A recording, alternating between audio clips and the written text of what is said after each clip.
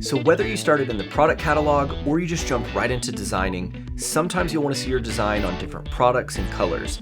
So we're going to show you how easy it is to swap out what you started with some other options. Start by clicking Product and you'll see information for the t-shirt you currently have selected. If you jump straight into designing, the default is the Ultra Cotton Tee. All the information we saw in the catalog is here, with available sizes, a link to the size chart, fabric, description, and all of our available colors, of course separated by those available for digital printing versus screen printing.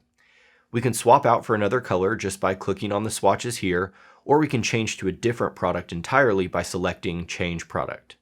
This will open up every available option. So if you haven't already, check out the earlier video about navigating the catalog for some more information. Once you find the product you want to switch to, just select Update Product and you'll be back into the design studio. For tip number 1, we'll reiterate a point we've made before, which is that when picking a product in color, you want to consider if your order is best for digital printing or for screen printing. The first difference is that screen printing requires at least an order of 12 pieces, while digital printing has no minimum order requirement. Screen printing is typically more cost-effective for larger orders with designs made up of just a few colors, while digital printing is better for small orders and designs with lots of colors. And if you're ever unsure of which to pick, just contact us and we can help you out.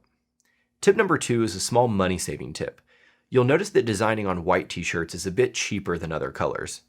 That's because printing on darker shirts requires an extra layer of white ink underneath the printed design. This white underbase, as it's called, allows brighter ink colors to show up on darker shirts.